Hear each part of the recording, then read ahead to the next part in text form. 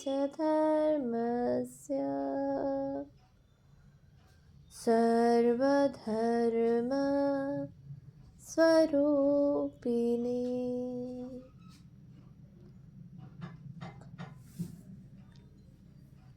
अवतार वरिष्ठाय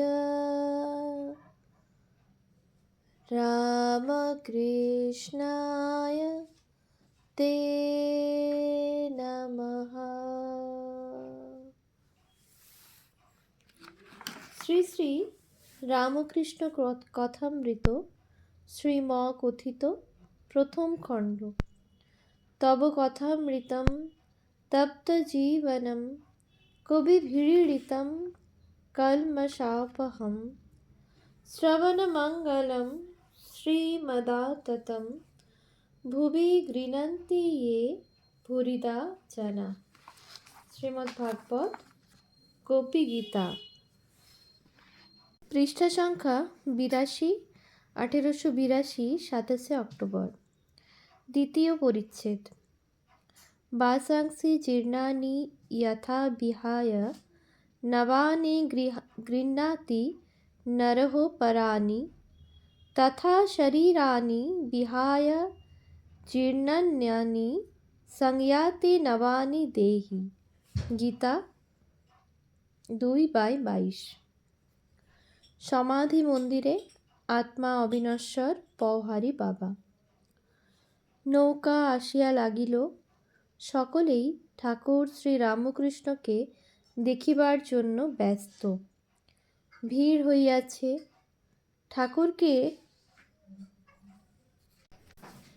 ঠাকুরকে নিরাপদে নামাইবার জন্য কেশব শশব্যস্ত হইলেন। অনেক কষ্টে হুঁশ করাইয়া ঘরের ভিতর লইয়া যাওয়া হইতেছে। এখনও ভাবস্থ। একজন ভক্তের উপর ভর দিয়া আসিতেছেন। পা নড়িতেছে মাত্র। ক্যাবিন ঘরে প্রবেশ করিলেন। কেশব আদি ভক্তেরা প্রণাম করিলেন, কিন্তু কোনো হুঁশ নাই। ঘরের মধ্যে একটি টেবিল, খানকতক চেয়ার। একখানি চেয়ারে ঠাকুরকে বসানো হইল। কেশব একখানিতে বসিলেন। বিজয় বসিলেন।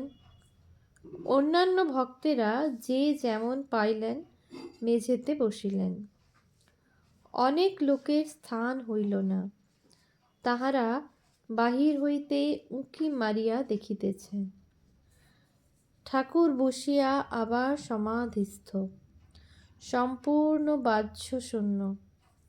সকলে এক দৃষ্টে দেখিতেছেন। কেশব দেখিলেন ঘরের মধ্যে অনেক লোক। ঠাকুরের কষ্ট হইতেছে। বিজয় তাহাকে ত্যাগ করিয়া গিয়া সাধারণ ব্রাহ্ম সমাজভুক্ত হইয়াছেন ও কন্যার বিবাহ ইত্যাদি কার্যের বিরুদ্ধে অনেক বক্তৃতা দিয়াছেন। তাই বিজয়কে দেখিয়া কেশব একটু অপ্রস্তুত। কেশব আসন ত্যাগ করিয়া উঠিলেন। ঘরের জানালা খুলিয়া দিবেন। ব্রাহ্ম ভক্তেরা এক দৃষ্টে চাহিয়া আছেন। ঠাকুরের সমাধি ভঙ্গ হইল। এখনো ভাব পূর্ণ মাত্রায় রহিয়াছে। ঠাকুর আপনা আপনি অস্ফুট স্বরে বলিতেছেন, মা, আমায় এখানে আনলি কেন? আমি কি এদের বেড়ার ভিতর থেকে রক্ষা করতে পারবো? ঠাকুর কি দেখিতেছেন যে সংসারী ব্যক্তিরা বেড়ার ভিতরে বদ্ধ, বাহিরে আসিতে পারিতেছে না, বাহিরের আলোকও দেখিতে পাইতেছে না। সকলের বিষয়কর্মে হাত পা বাঁধা। কেবল বাড়ির ভিতরের জিনিসগুলি দেখিতে পাইতেছে আর মনে করিতেছে যে জীবনের উদ্দেশ্য কেবল দেহসুখ ও বিষয়কর্ম, কামিনী ও কাঞ্চন। তাই কি ঠাকুর এমন কথা বলিলেন, মা, আমায় এখানে আনলি কেন? আমি কি এদের বেড়ার ভিতর থেকে রক্ষা করতে পারবো? ঠাকুরের ক্রমে বাহ্য জ্ঞান হইতেছে। গাজীপুরের নীলমাধববাবু ও একজন ব্রাহ্ম ভক্ত পওহারী বাবার কথা পাড়িলেন। একজন ব্রাহ্ম ভক্ত ঠাকুরের প্রতি, মহাশয়, এরা সব পওহারী বাবাকে দেখেছেন, তিনি গাজীপুরে থাকেন। আপনার মতো আর একজন। ঠাকুর এখনো কথা কহিতে পারিতেছেন না। ঈষৎ হাস্য করিলেন। ব্রাহ্ম ভক্ত ঠাকুরের প্রতি, মহাশয়, পওহারী বাবা নিজের ঘরে আপনার ফটোগ্রাফ রেখে দিয়েছেন। ঠাকুর ঈষৎ হাস্য করিয়া নিজের দেহের দিকে অঙ্গুলি নির্দেশ করিয়া বলিলেন, খোলটা। তৃতীয় পরিচ্ছেদ। ইয়ৎ সাংখ্যৈ প্রাপ্যতে স্থানং তদ্যোগৈরপি গম্যতে একং সাংখ্যঞ্চ যোগঞ্চ ইয়ঃ পশ্যতি স পশ্যতি। গীতা 5/5। জ্ঞানযোগ, ভক্তিযোগ ও কর্মযোগের সমন্বয়। বালিশ ও তার খোলটা, দেহি ও দেহ। ঠাকুর কি বলিতেছেন যে দেহ বিনশ্বর থাকিবে না? দেহের ভিতর যিনি দেহি তিনিই অবিনাশী। অতএব দেহের ফটোগ্রাফ লইয়া কি হইবে? দেহ অনিত্য জিনিস, এর আদর করে কি হবে? বরং যে ভগবান অন্তর্যামী মানুষের হৃদয় মধ্যে বিরাজ করিতেছেন তাহারই পূজা করা উচিত। ঠাকুর একটু প্রকৃতিস্থ হইয়াছেন। তিনি বলিতেছেন, তবে একটি কথা আছে, ভক্তের হৃদয় তাঁর আবাসস্থান। তিনি সর্বভূতে আছেন বটে, কিন্তু ভক্ত হৃদয়ে বিশেষ রূপে আছেন। যেমন কোনো জমিদার তার জমিদারির সকল স্থানেই থাকতে পারে, কিন্তু তিনি তার অমুক বৈঠকখানায় প্রায়ই থাকেন, এই লোকে বলে। ভক্তের হৃদয় ভগবানের বৈঠকখানা, সকলের আনন্দ। এক ঈশ্বর, তার ভিন্ন নাম জ্ঞানী, যোগী ও ভক্ত। জ্ঞানীরা যাকে ব্রহ্ম বলে, যোগীরা তাকেই আত্মা বলে, আর ভক্তেরা তাকেই ভগবান বলে। একই ব্রাহ্মণ যখন পূজা করে তার নাম পূজারী, যখন রাঁধে তখন রাঁধুনি বামুন। যে জ্ঞানী জ্ঞান যোগ ধরে আছে সে নেতি নেতি এই বিচার করে, ব্রহ্ম এ নয়, ও নয়, জীব নয়, জগৎ নয়। বিচার করতে করতে যখন মন স্থির হয়, মনের লয় হয়, সমাধি হয়, তখন ব্রহ্মজ্ঞান। ব্রহ্মজ্ঞানের ঠিক ধারণা, ব্রহ্ম সত্য, জগৎ মিথ্যা, নামরূপ এসব স্বপ্নবৎ। ব্রহ্ম কি যে তা মুখে বলা যায় না। তিনি যে ব্যক্তি, পার্সোনাল গড, তাও বলবার জো নাই। জ্ঞানীরা ওই রূপ বলে, যেমন বেদান্তবাদীরা।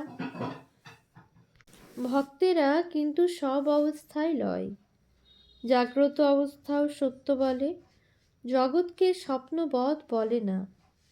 ভক্তেরা বলে এই জগৎ ভগবানের ঐশ্বর্য। আকাশ, নক্ষত্র, চন্দ্র, সূর্য, পর্বত, সমুদ্র, জীবজন্তু এসব ঈশ্বর করেছেন, তাঁরই ঐশ্বর্য। তিনি অন্তরে, হৃদয় মধ্যে, আবার বাহিরে। উত্তম ভক্ত বলে তিনি নিজে এই চতুর্বিংশতি তত্ত্ব জীব জগৎ হয়েছেন। ভক্তের সাহায্যে চিনি খায়, চিনি হতে ভালোবাসে না। সকলের হাস্য। ভক্তের ভাব কিরূপ জানো? হে ভগবান, তুমি প্রভু, আমি তোমার দাস। তুমি মা, আমি তোমার সন্তান। আবার তুমি আমার পিতা বা মাতা। তুমি পূর্ণ, আমি তোমার অংশ। ভক্ত এমন কথা বলতে ইচ্ছা করে না যে আমি ব্রহ্ম। যোগীও পরমাত্মাকে সাক্ষাৎকার করতে চেষ্টা করে। উদ্দেশ্য জীবাত্মা ও পরমাত্মার যোগ। যোগী বিষয় থেকে মন কুড়িয়ে লয় ও পরমাত্মাতে মন স্থির করতে চেষ্টা করে। তাই প্রথম অবস্থায় নির্জনে স্থির আসনে অনন্য মন হয়ে ধ্যান চিন্তা করে। কিন্তু একই বস্তু, নাম ভেদ মাত্র। যিনি ব্রহ্ম তিনিই আত্মা, তিনিই ভগবান। ব্রহ্মজ্ঞানীর ব্রহ্ম, যোগীর পরমাত্মা, ভক্তের ভগবান। চতুর্থ পরিচ্ছেদ। ত্বমেব সূক্ষ্মা ত্বং স্থূলা ব্যক্তা অব্যক্তা স্বরূপিণী নিরাকারাপি সাকারা কস্ত্বং বেদিতুমর্হতি। মহানির্বাণতন্ত্র চতুর্থোল্লাস 15। বেদ ও তন্ত্রের সমন্বয় আদ্যাশক্তির ঐশ্বর্য। এদিকে আগ্নেয়পোত কলকাতার অভিমুখে চলিতেছে। ঘরের মধ্যে শ্রীরামকৃষ্ণকে যাহারা দর্শন ও তাহার অমৃতময়ী কথা শ্রবণ করিতেছেন, তাহারা জাহাজ চলিতেছে কিনা এ কথা জানিতেও পারিলেন না। ভ্রমর পুষ্পে বসিলে আর কি ভন ভন করে। ক্রমে পোত দক্ষিণেশ্বর ছাড়াইল। সুন্দর দেবালয়ের ছবি দৃশ্যপটের বহির্ভূত হইল। পোত চক্র বিক্ষুব্ধ নীলাভ গঙ্গা বাড়ি তরঙ্গায়িত ফেনিল কল্লোলপূর্ণ হইতে লাগিল। ভক্তদের কর্ণে সে কল্লোল আর পৌঁছিল না। তাহারা মুগ্ধ হইয়া দেখিতেছেন সহাস্য বদন, আনন্দময় প্রেমানুরঞ্জিত নয়ন, প্রিয় দর্শন অদ্ভুত এক যোগী। তাহারা মুগ্ধ হইয়া দেখিতেছেন সর্বত্যাগী একজন প্রেমিক বৈরাগী। ঈশ্বর বই আর কিছু জানেন না। ঠাকুরের এদিকে কথা চলিতেছে। শ্রীরামকৃষ্ণ। বেদান্তবাদী ব্রহ্মজ্ঞানীরা বলে সৃষ্টি স্থিতি প্রলয় জীব জগৎ এসব শক্তির খেলা।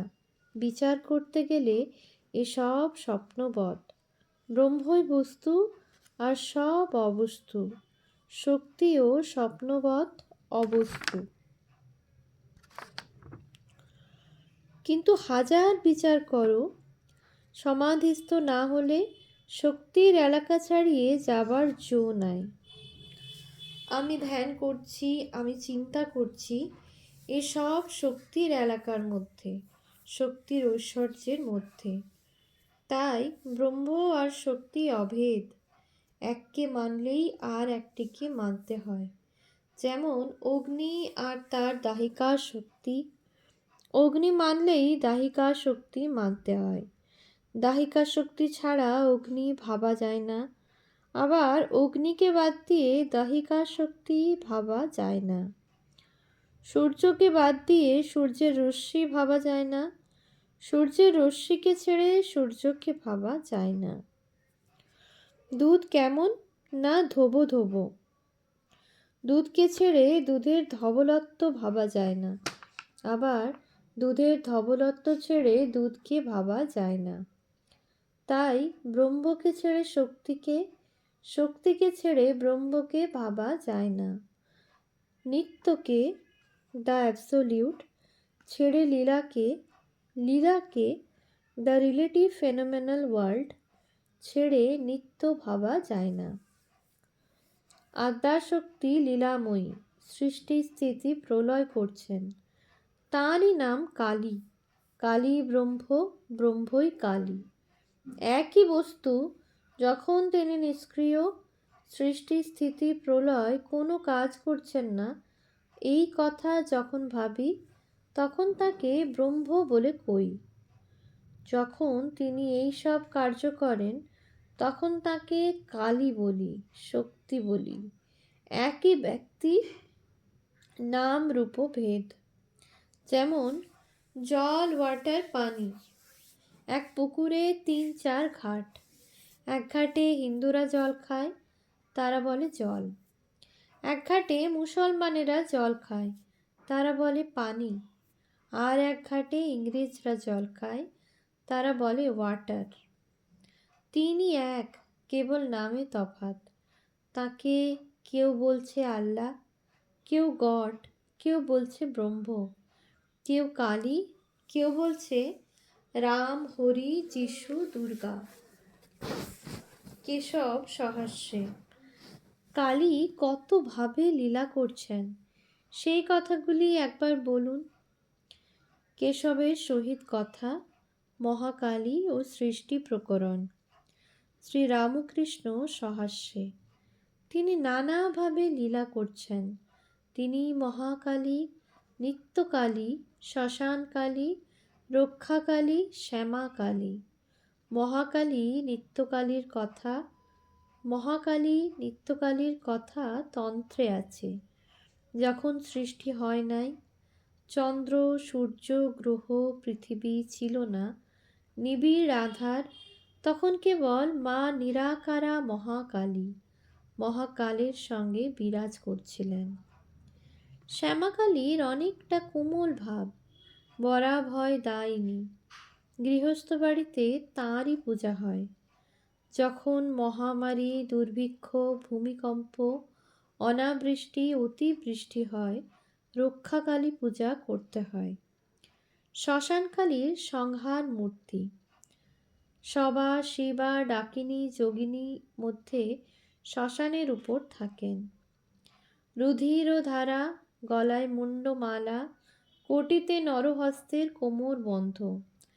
যখন জগৎ নাশ হয়, মহাপ্রলয় হয়, তখন মা সৃষ্টির বীজ সকল কুড়িয়ে রাখেন। তখন মা সৃষ্টির বীজ সকল কুড়িয়ে রাখেন। গিন্নির কাছে যেমন একটা নেতাক্যাতার হাঁড়ি থাকে, আর সেই হাঁড়িতে গিন্নি 5 রকম জিনিস তুলে রাখে। কেশব ও সকলের হাস্য। সহাস্যে, হ্যাঁ গো, গিন্নিদের ওই রকম একটা হাঁড়ি থাকে। ভিতরে সমুদ্রের ফেনা, নীল বড়ি, ছোট ছোট পুঁটলি বাঁধা শশা বিচি, কুমড়া বিচি, লাউ বিচি, এই সব রাখে, দরকার হলে বার করে। মা ব্রহ্মময়ী সৃষ্টি নাশের পর ওই রকম সব বীজ কুড়িয়ে রাখেন। সৃষ্টির পর আদ্যাশক্তি জগতের ভিতরেই থাকেন, জগৎ প্রসব করেন, আবার জগতের মধ্যে থাকেন।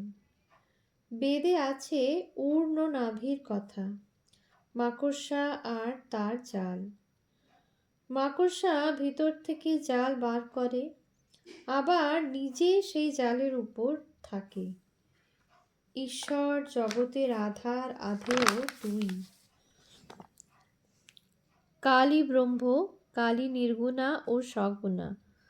কালী কি কালো? দূরে তাই কালো, জানতে পারলে কালো নয়। আকাশ দূর থেকে নীল বর্ণ, কাছে দেখো কোনো রং নাই। সমুদ্রের জল দূর থেকে নীল, কাছে গিয়ে হাতে তুলে দেখো কোনো রং নাই। এই কথা বলিয়া প্রেম উন্মত্ত হইয়া শ্রীরামকৃষ্ণ গান ধরিলেন। মা কি আমার কালো রে, কালো রূপ দিগম্বরী, হৃদয়পদ্ম করে আলো রে। মা কি আমার কালো রে, কালো রূপ দিগম্বরী, হৃদপদ্ম করে আলো রে। ওম শান্তি শান্তি শান্তি।